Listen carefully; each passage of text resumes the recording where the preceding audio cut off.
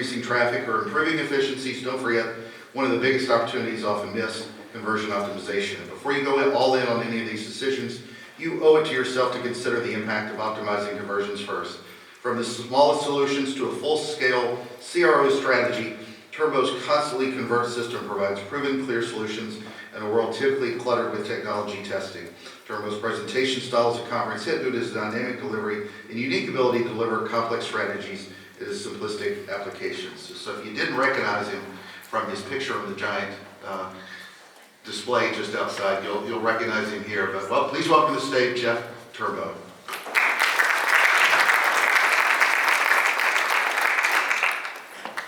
Thank you. Good morning. So I get the fine job of being first, so I get to wake you up and hopefully fulfill the big responsibility of keeping you awake as we get started with DigiMarCon. I too really enjoy this conference series. In fact, this is my second year being a part of at least some of the locations with DigiMarCon, and I can tell you the details and the way this conference is run is exceptional compared to others. Getting right into this, so what I like to say is he did a really good job of introducing me and talking about all the cool jargon that's related to conversion rate optimization or conversion optimization. But essentially, if you really think about it, these are kind of the trending words of the day, conversion optimization, but it's something we've been doing forever. This is nothing new.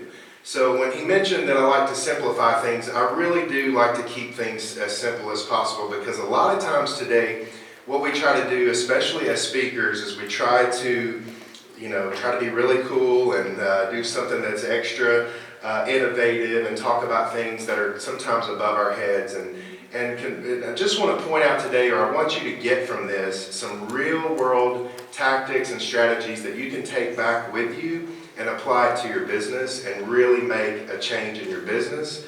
But I also want you to see that businesses are constantly converting and constantly optimizing before our eyes, and they've always done that.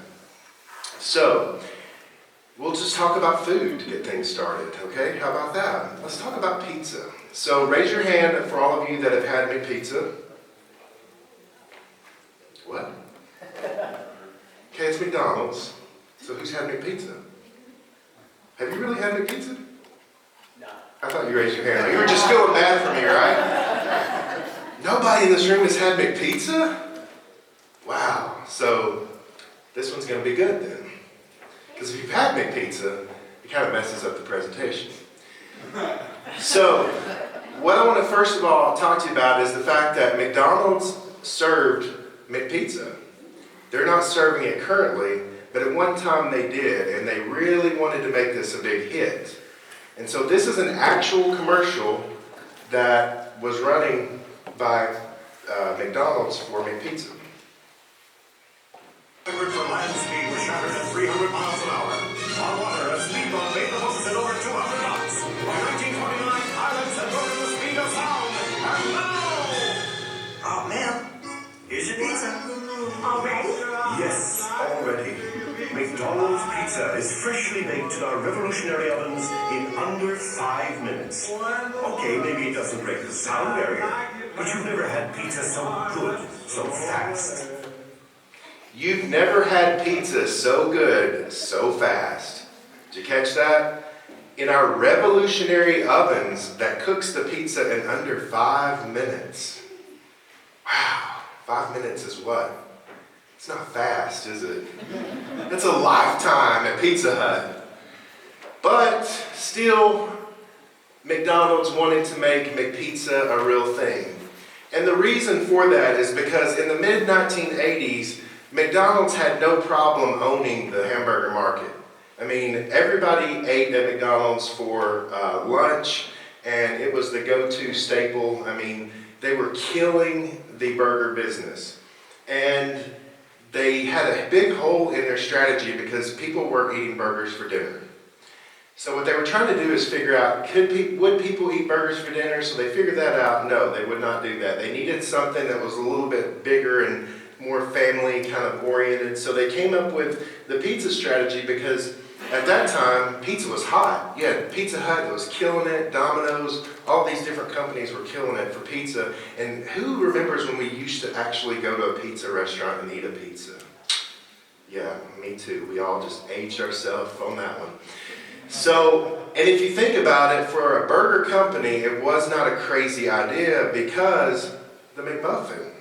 I mean, some people thought that was a really crazy idea. Are you kidding me? You're a burger joint and you're going to try to do breakfast on this McMuffin? What is that?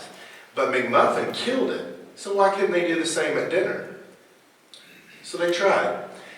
So what did they do? What was their process? So at first, like I said, they thought, everything needs to be fast, it needs to be simple, so let's start with a calzone because they can take that through, pick it up at the drive-thru, they can take it with them. It's easy to eat on the road, but that didn't work because again, it did not disrupt the whole pizza industry where we all went to the Pizza Hut and we sat down around a table and we had a nice pizza.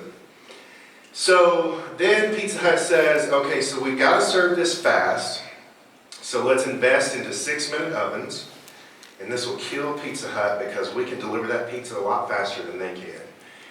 And let's go with a family-sized box, because if we do the big box, then they'll either take it home and enjoy a pizza around a table, or they'll come inside and they'll be able to sit down just like a Pizza Hut, but you've never had it so good, so fast. So we'll get it to them better, and we'll get it to them faster, and it'll work, right? So what they decided was, we're going to go with this large box, and people actually started ordering it. So people would come through the drive-thru, and they would order this family-sized pizza to take home with them. They had a problem. When they got to the windows to deliver the box, they had to start doing this. Because the drive-thru windows were all built for burgers, for bags.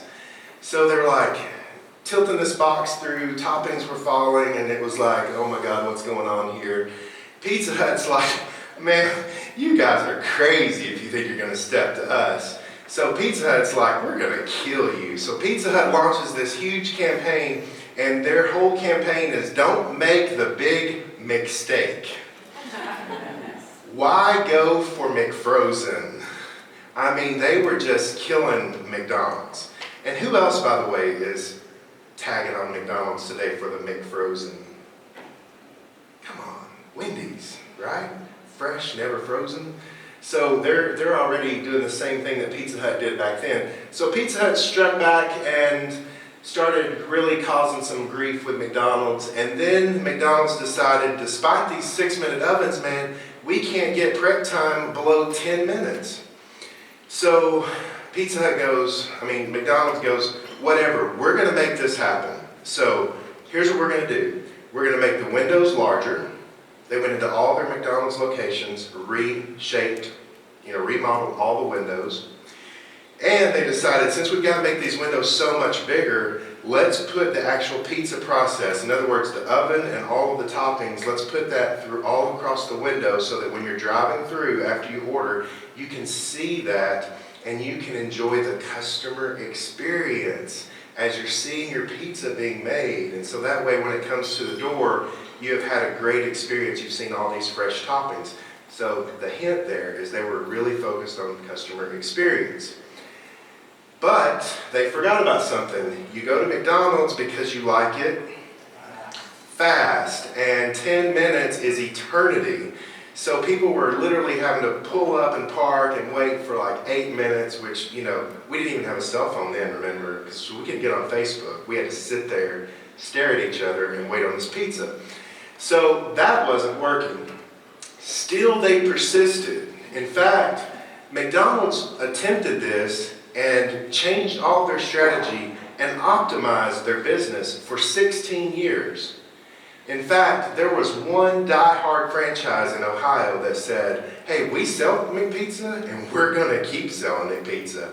And I'd like to see you try and stop us. And so McDonald's was like, whatever, you're one little franchise in Ohio, you sell some pizza. And so it really wasn't until 2012 that McDonald's basically knocked on their door and was like, look, we're killing the McPizza, you're done. And so the McPizza is no longer. But the point here is that they kept trying, persisting, trying new things and trying to optimize the business to get it to the goals that they had established. Now, fast forward a few years. Oh, and by the way, I'm gonna like walk back and forth and peek around at you guys to make sure you're still awake over here, and then I'll peek around at you guys to make sure you're still awake. So fast forward, Domino's, right? Now, who remembers Domino's as the greasy 2 a.m., greasy, cheesy, flipped upside down pizza that's delivered? Yeah, smiling faces, and some of us actually like that, right? So they were like that, and they were known for, when you open the pizza, the cheese and the pepperoni was stuck to the box, at the roof of the box, and you scraped it off and ate it, and then you bent the pizza and shoved the greasy pizza in your mouth. Well, the problem with that was only a few of us actually liked that, and it was most of us that were eating it at 2 a.m., but everyone else didn't think that was so hot, especially compared to Pizza Hut's amazing presentation. So, I work in turnarounds, helping businesses turn around and helping them to optimize their business. And I love this story because they hired a new CEO to come in and say, look, dude, you got to change this image that we have with Domino's because it's not working, sales are falling, and we don't know what to do. So what do you do in a case like that? I mean, there's all kinds of things he could have tried, right? He could have tried a whole new pizza, he could have tried a whole new box, a whole new size. He could have introduced maybe a new type of pizza, maybe a calzone type of a pizza. So what did he do? He came out with, oh yes they did.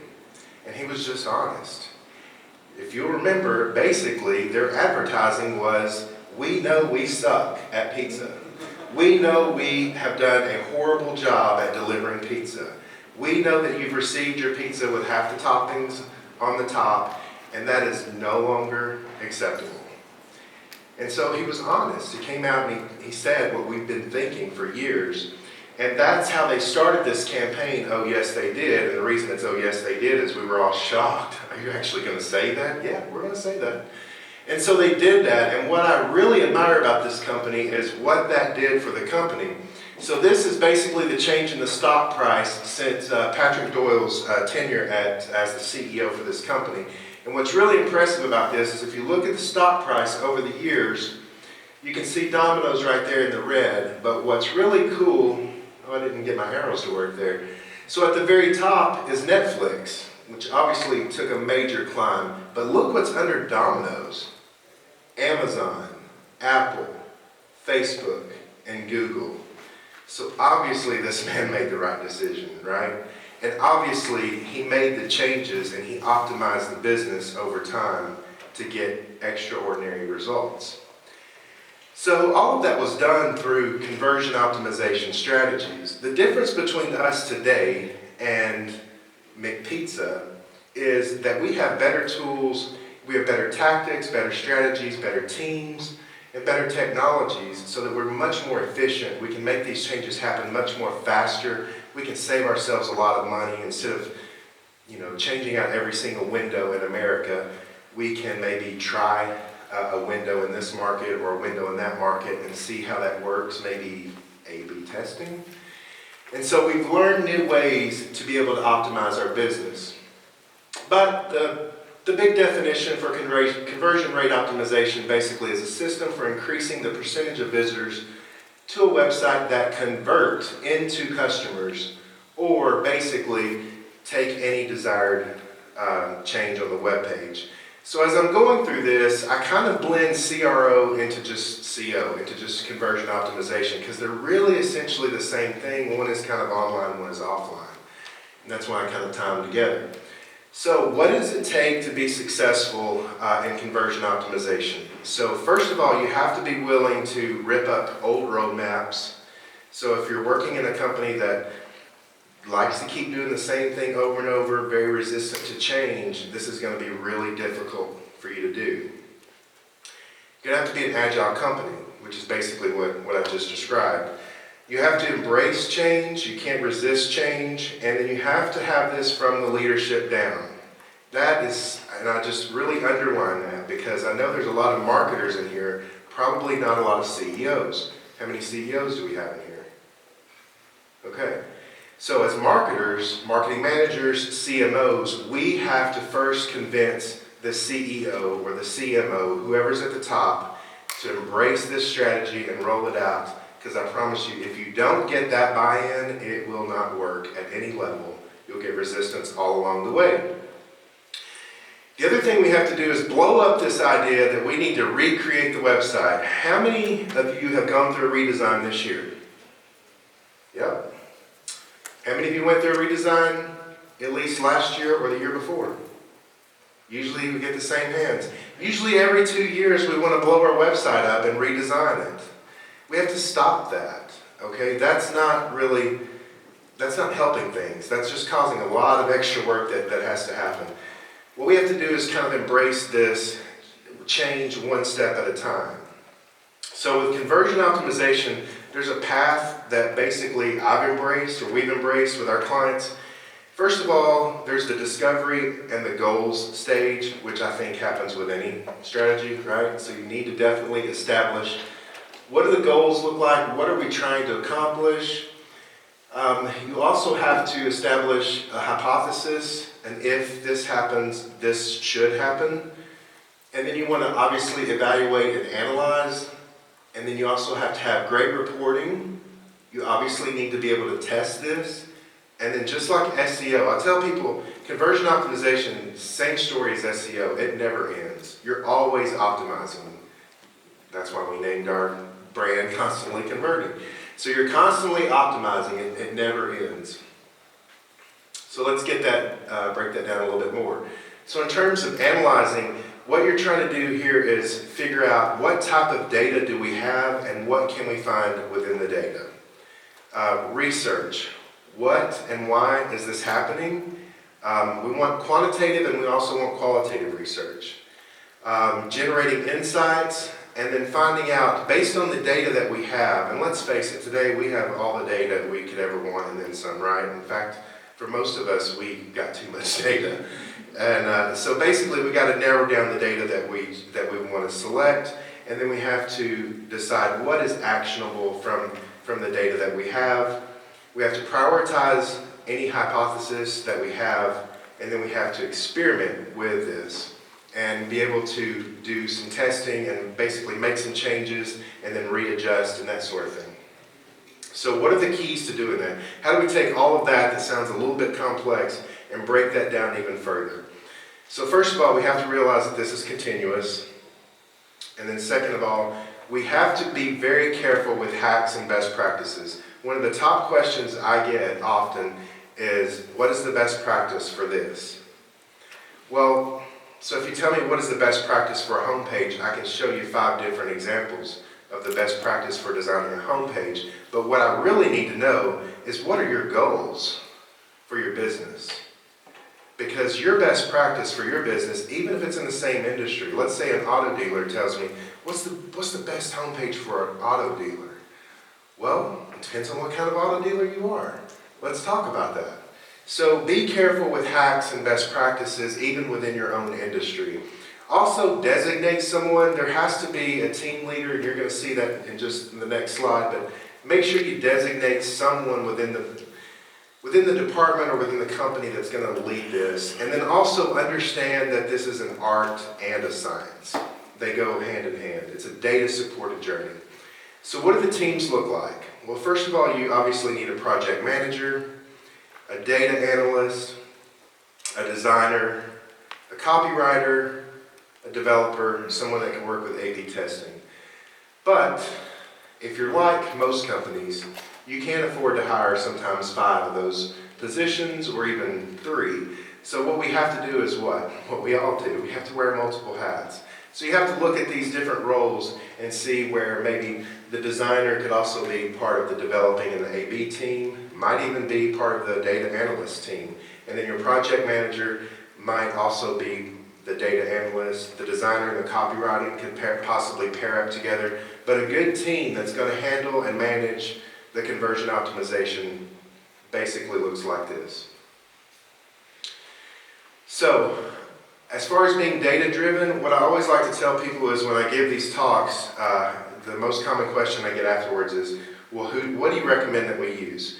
So none of these companies have paid me to tell you this.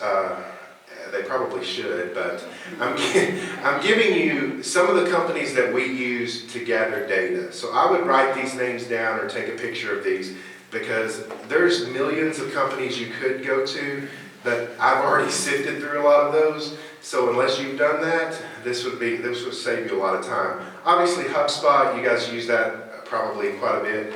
Kissmetrics, Google, I don't know if many of you are aware. Are you aware of Google Optimize? Anyone in here? Okay, several of you. So that's awesome. Obviously Adobe, VWO is one that's not on here, but it will be the next time I give this talk, because VWO and Optimizely right now are running hand in hand, very excellent. In fact, I'm kind of leaning heavily on VWO, and I'll talk a little bit more about that in just a second. I like heat maps, scroll maps, click maps, visitor recordings. Who's doing that? Who's watching that? 1, 2, 3, 4, 5, 6, 7. Oh, a lot of people. Okay, so I won't spend too much time on that. But for those of you who are not doing this or not aware of this, I think this was used either with Optimizely or VWO, but essentially you can look at your homepage, or any page for that matter, and you can look at how much or how far people are scrolling on your page. And you can get an idea if all this great content that we have down here, 10% of our audience actually sees this. Or, wow, we have the most important messaging right here and 10% of our audience is seeing that. Or 90% of our audience is looking up here and we don't even have our brand's mission statement up here. So that's really good to take a look at. Also, what you can use are visitor recordings, and I love this because this literally takes a sampling of your audience and it records their click paths that they take. So basically you can get into the head of your customer and you can actually see through their eyes what they're doing on your pages. And guys, this is very inexpensive tools and very helpful. The other slide I don't have up here that I use often is the click tool. And what's really good about that, if we go back here, is I can literally take a look at home, about us, services. I can take the navigation menu and I can see that home is getting no clicks. About us is getting no clicks. 90% of the clicks go to services, 20% go to our work or whatever. It literally sorts it through. So what I do often there is sometimes they're not clicking on something because it's so far away to the right or because it's down towards the bottom. So what you can do is move that to the top if it's something that you feel is important and see, are they actually going to click on it? And maybe they will, maybe they won't, maybe they don't care. I have a company that has really invested a lot of money into branding about their company that makes them different, but nothing on their website gets clicked when it's related to the About Us or Learn About Us or Our Story. They don't care. So it's kind of sometimes difficult to tell people, they really don't care. They just want your product. And they want it cheap. But you can show the evidence. It's not what you think, it's what is actually happening. So you can actually show the evidence to whoever it is to prove your story and to prove the reason you need to make the change. Not necessarily redesign the site, just move things around.